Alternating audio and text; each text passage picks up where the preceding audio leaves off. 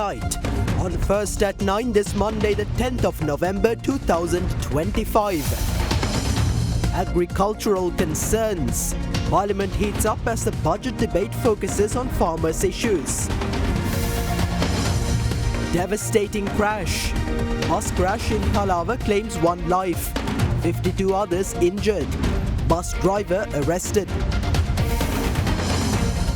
Financial aid. ADB approves $100 million to support Sri Lanka's post-crisis economic recovery and sustainable growth. Safeguard. Sexual education essential in teaching children how to protect themselves against harassment. Prime Minister asserts. From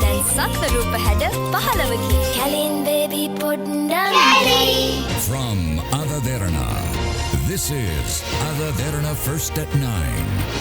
Live from Studio 24 in Colombo.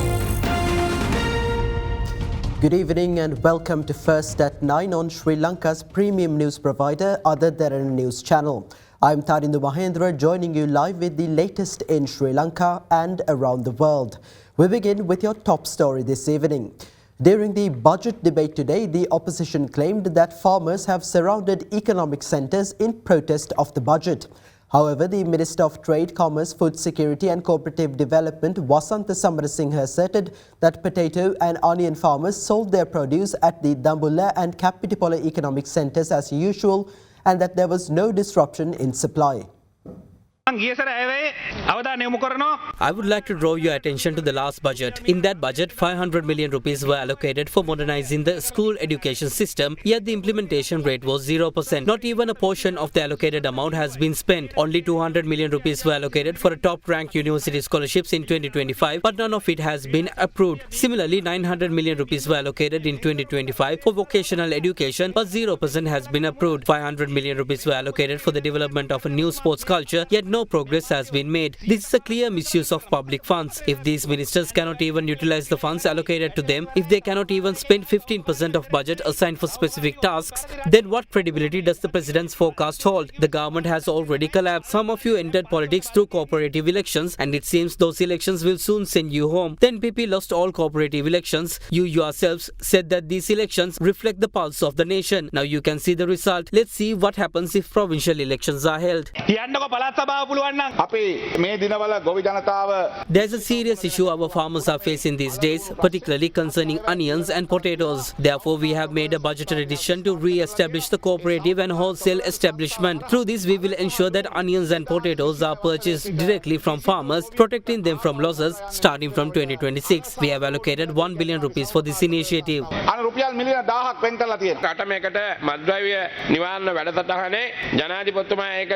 While the president is carrying out a nation-united national mission against drugs, just 2 days ago, the husband of an urban council member was found with heroin in Nepavala. A month ago, the son of an NPP member of the Dehiwala Mount Lavinia Urban Council was arrested for possession of drugs. To date, that councillor has not resigned, nor has the government made any statement regarding the incident. However, on November 5th, the IGP issued a letter prohibiting the publication of suspects' faces and other information on social media and in the press. It's worth noting that this directive was released only after the arrest of the NPP Urban Council member's husband in Peliagoda, not when other high-profile suspects such as Sewandi and others were brought in. Now regarding the farmers, most onion farmers are based in Matale, Galevela and Damulla. Look at their situation today. Remember this, you can destroy a nation to rebuild it. We all know that Minister Lal Kanta is not performing his duties. His ministerial post is a waste for this nation. You can't even visit Anuradhapura or Damulla these days because angry onion farmers will confront you. They are frustrated and desperate. Today, potato farmers have surrounded the Kapatipola and Damulla markets. They are on the verge of protesting violently. Do not take this situation lightly. It was because we ignored warning like this before that our houses were burnt. It was because we took things lightly that one of our MPs was killed in Nitambua. We are people who have at least sold an onion in a market. We understand the severity of this situation. The minister said 1 billion rupees has been allocated next year to solve this issue, but this cannot cannot be solved so easily. Work together with the Minister of Agriculture and take a policy decision at least 3 months before the harvest. Decide whether to tax imports or not. Do not create problems for yourselves day by day. The 2025 budget is a failed budget. The progress of capital expenditure stands at only 24%. At least in the 2026 budget, show the people 90% progress in capital expenditure. Then we can say that the government is finally moving a little in the right direction. අන්න එදාට අපි කියන්නේ දැන් නම් චුට්ටක් හරියට යනවා. සමහර මන්ත්‍රීවරු රනිල් වික්‍රමසිංහ මහත්තයාගේ හොඳ ගායනා කරන හීඩියට.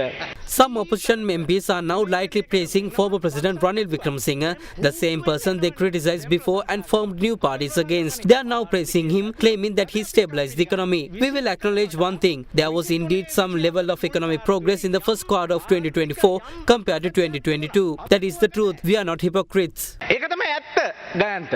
ඔබේ සම හඳුනාගෙන ඖෂධීය ශාකසාරමය Forever face wash එකක් භාවිතා කරන්න.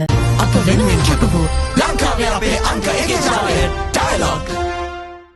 Amid the budget debate, farmers' organisations from Valimada and Uwaparanagama withdrew from agricultural activities and staged a protest in Kapitipola this morning, alleging that the government has failed to provide reasonable solutions to their issues and that the 2026 budget has neglected the agricultural sector.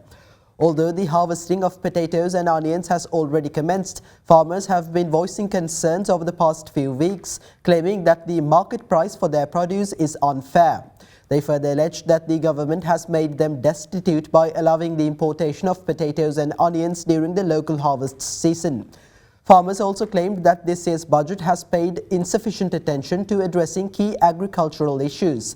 Meanwhile, farmers from Nuwara also launched a protest march today, opposing the importation of potatoes and the lack of a strict market price for vegetables.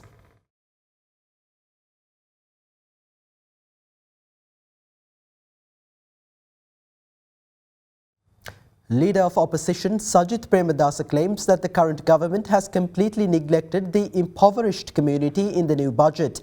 Issuing a statement to the media, Premadasa urged the government to promptly address the rising poverty rate. The current government has completely neglected the impoverished community in this year's budget. According to the Center for Poverty Analysis, our country's poverty rate is at 25%. However, other analysts state the rate might be between 40 to 50%. The current government does not even have the statistics on poverty, let alone a program to address it. At present, poverty in the rural, urban, estate and several other sectors has significantly increased. This government came to power under the slogan of protecting the proletariat class. However, President Anro Dissanayake has been appointed to be a servant to the International Monetary Fund, not as the head of state to eliminate poverty from the country. We make a clear request to the President. Do not waste the public mandate you received in 3 elections. Kindly provide a solution to poverty, which is a significant problem in the country. දෙවන්ත සමාජ ප්‍රශ්නයක් වන දුප්පත්කමට විසඳුම් ලබා දෙන්නට ඔබ කටයුතු කරන්න. Leader of Sarvajana Balaya parliamentarian Dilith Jayavira asserts that the government has an ulterior motive in providing official vehicles to parliamentarians via the budget. Jayavira made this remark during an event in Avissavella. Letters of appointment were presented to Sarvajana Balaya's Avissavella divisional organisers under the patronage of party leader parliamentarian Dilith Jayavira. Double pocket, double cab. The single-party political culture fostered by the NPP is now threatening the foundation of our democracy. They are conspiring to dismantle all other political parties. I heard some MPs saying that they plan to obtain the cabs provided through the budget. There is nothing more detrimental to the opposition than these cabs. Therefore, opposition MPs must have the courage to refuse them. It is important that they understand the ulterior motive behind the provisions of the cabs. Remember what I said today. 4 years from now, in his final budget speech, the President will say that the cabs will be provided to MPs for a nominal amount at their discretion on the basis of a depreciation. Do what you do, let the world look up to you. Shoot what you see, be who you wanna be. Search with a smile, create your own style. Gemini live, make moments come alive. Be anywhere, rock anytime. With awesome AI by your side. Be anywhere, rock anytime. Be brilliant, be always intelligent. Download fast, stream it all night. One tap, move, everything feel right. Snap it clean, edit like a pro. Smarter with Gemini, let the magic flow. Introducing Samsung Galaxy A17 5G. The power to be always intelligent. After nearly a decade, a delegation from the Sri Lanka Podujana Peramuna, led by national organiser and parliamentarian Namal Rajapaksa, visited the Sri Lanka Freedom Party headquarters today. The meeting focused on preparations for the upcoming public rally scheduled to take place in Nugegoda on November 21st. Representatives of the Sri Lanka Podujana Peramuna visited the Sri Lanka Freedom Party headquarters on Dali Road today to discuss preparations for the upcoming rally in Nugegoda on November 21st, organised in protest of the actions of the current government. The group, led by national organiser and parliamentarian Namal Rajapaksa, was the first SLPP delegation to visit the SLFP headquarters in nearly a decade. Representing the SLFP, Chairman Nimal Sidipala de Silva and several senior members took part in the discussions. We met all friends. All parties are expected to come together on one stage on the 21st for the sake of democracy. Those who voted for the NPP have now realized that they were deceived. On the 21st, we aim to expose the lies of this government. We urge the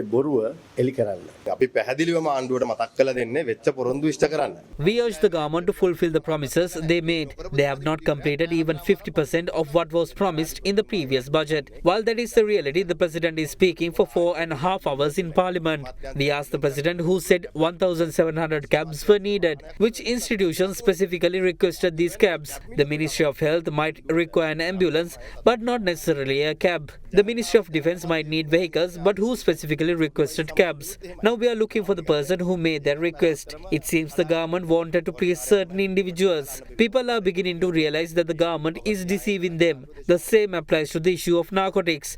They even tried to arrest me for it, but it all led back to Talawa. It is like a pickpocket who commits the theft and then raises the alarm themselves. The government is engaging in politics using this pickpocket theory. Everyone who shares these same beliefs will gather in Nugegoda on the 21st. Leader of the National Freedom Front, Vimal Veeravancha, asserts that the opposition's duty goes beyond merely criticising government policies and involves the formulation of alternative policies to offer solutions to issues that weigh heavily on the public. With that, here's a look at more perspectives voiced across the political arena today regarding the opposition rally scheduled for November 21st. Yes, this rally represents a collective initiative by the opposition. We believe it will be a success, but that success is not aimed at toppling the government. What we seek is unity and a common voice. A collective effort carries far greater strength than an individual action, and that is why we will gather on the 21st to ensure our message is heard loud and clear. The Samagi Jana Balavege is the main opposition, represented by a majority of opposition MPs. For this rally to truly succeed, the smaller political parties must work in collaboration with us. Without the SJB's participation, the rally will struggle to make a real impact. That's simply the truth. While I do hope the event turns out to be successful, it would have been far more powerful had the SJB joined hands with the rest of the opposition to stand united. That, in my view, would have shown a real collective strength. If the opposition truly wishes to stand against the government, it must do so by definitely confronting its flawed policy direction, not merely by opposing it over convenient or popular issues. That is why we urge the rally's organizing committee to focus on deeper national concerns, the threat of separatism, the persecution of war heroes, the promotion of agendas such as LGBTQ advocacy through so-called educational reforms and other measures that undermine our civilizational values. It is equally vital for those leading this protest to clearly denounce the IMF-driven policies that continue to burden ordinary citizens. Unfortunately, this rally appears limited to highlighting the government's repressive actions against democracy. A true opposition movement should go beyond protest. It should present alternative policies and stand firmly against the decisions that weigh heavily on the people. It has been decided that every member of parliament will be provided with a cab. Some MPs still lack personal vehicles and may currently rely on a single vehicle for their official duties. Both I and Deputy Minister Vasantha Samarasinha use vehicles provided through our respective ministries for travel. While cabs will indeed be allocated to all MPs, it must be clearly understood that these vehicles are to be returned at the end of the 5-year term. Do you recall some of the statements made by the NPP prior to assuming president's office? They once stated that nothing that's out of reach to the general public will be given to the politicians. However, the 2026 budget has allocated funds to import vehicles for all MPs. The opposition resorted to criticizing the provisions of vehicles for MPs simply because they cannot find any genuine flaws in the 2026 budget, a clear sign of their narrow political mindset. Why were these vehicles imported in the first place? Many ministries and departments are still using vehicles that were brought into the country over a decade ago. Therefore, the government's decision to replace them and eventually make these vehicles available for public use is both practical and responsible. Prime Minister Dr. Harini Amarasuriya asserts that sexual education is essential in teaching children how to protect themselves from harassment. Addressing an event in Kandy, the Prime Minister further asserted that sex education modules will be introduced to the school curriculum after consultations with experts and health officials. An awareness session on the new education reforms was held for public representatives of the Kandy district under the patronage of Prime Minister Dr. Harini Amarasuriya. What we have introduced to the 6th grade is a module on health education. That module will provide children the basic knowledge on their body and maintaining a healthy lifestyle. We have compiled a book that is appropriate for grade 6 students. The Family Health Bureau of the Health Ministry has been reiterating the importance of providing sex education to children, mainly because of the rising trend of children falling victim to sexual harassment. Many believe that children should be taught how to protect themselves from such threats. We are currently discussing the matter with authorities and are receiving their recommendations. We have not decided how, when, or to what ages sex education will be provided. We believe children should be informed about how their bodies change as they grow. We will implement these programs after consulting experts and health sector officials.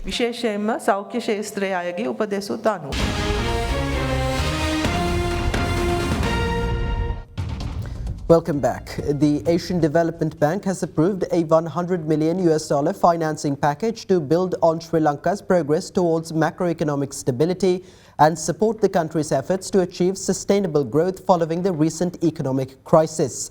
The financing package comes as Parliament debates the 2026 budget proposals. Issuing a statement on the financing package, the Asian Development Bank said the program aims to strengthen public expenditure management, improve revenue mobilization, and foster private sector participation. ADB Country Director for Sri Lanka, Takafumi Kadono, commended the progress made by Sri Lanka and noted that the ADB will continue to work closely with the government to restore macroeconomic stability and promote inclusive, sustainable growth by strengthening fiscal governance and building a more efficient, accountable and resilient public sector.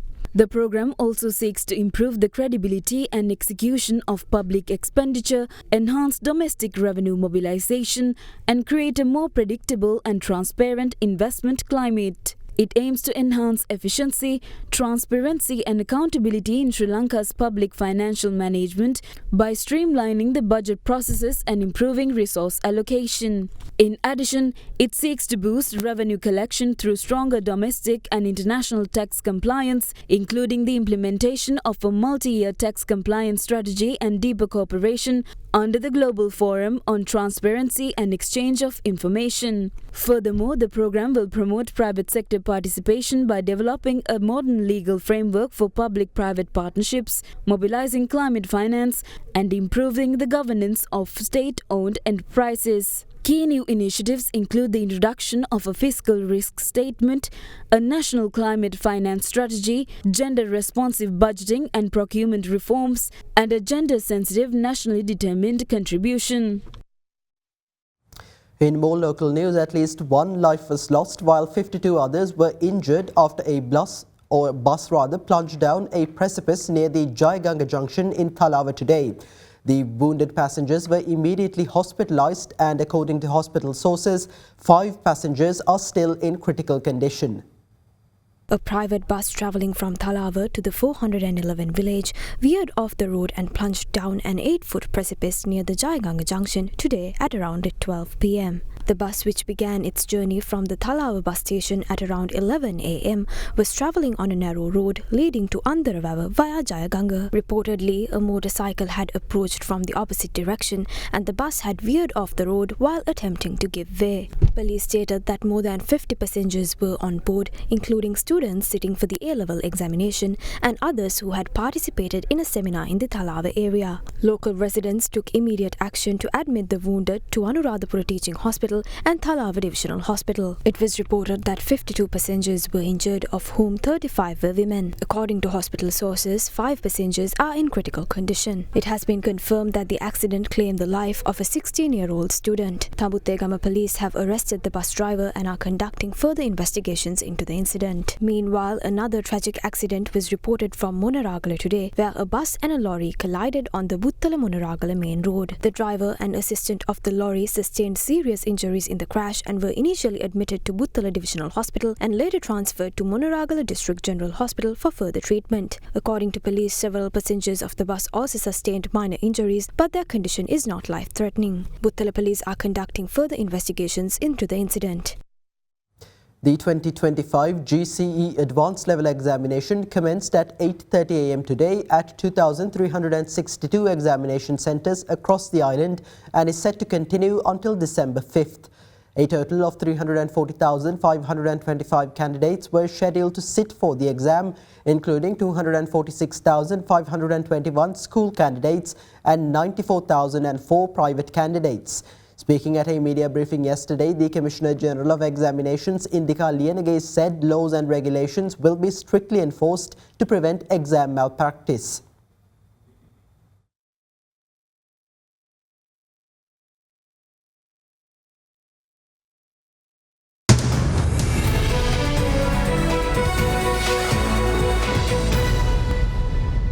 In a business news, the Central Bank of Sri Lanka requests the general public to provide feedback on the proposed amendments to the Finance Business Act No. 42 of 2011. Amendments to the Act were proposed after recognizing the need for strengthening the regulation and supervision of finance companies, investigating and prosecuting unauthorized finance businesses, and resolving and winding up non-viable finance companies. The public can access the draft amendments via the CBSL website. Accordingly, public comments can be submitted via post, fax or email until November 30th.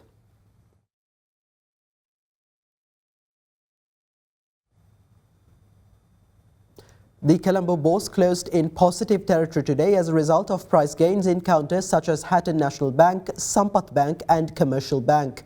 The benchmark all-share price index settled 0.70% higher to close at 23,502.59. Meanwhile, the more liquid S&P Sri Lanka 20 gained 1.86%, ending the session at 6,500.04. Market turnover crossed 7.5 billion rupees. The capital goods sector was the top contributor to turnover, followed by the banking sector. Foreign participation in market activity remained at subdued levels, with foreigners closing as net sellers.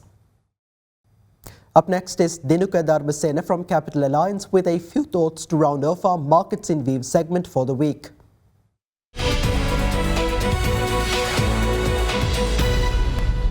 The domestic stock market climbed throughout the previous week, with the all-share price index rising 2.3% from 22,804 to 23,338, and the S&P SL20 up 2.7% from 6,213 to 6,381. Market turnover declined by 25.5% to 22.9 billion rupees. Meanwhile, the government raised 67 billion rupees at last week's Treasury bill auction, with yields on 3, 6 and 12 months maturities remained unchanged.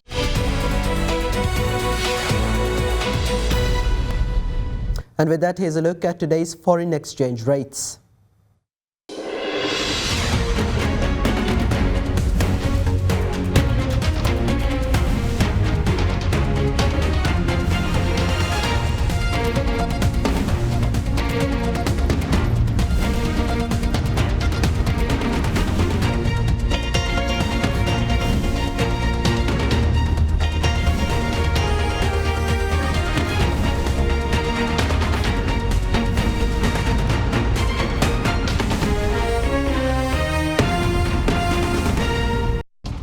That's all for tonight from First at 9. Thank you for joining. Have a great night.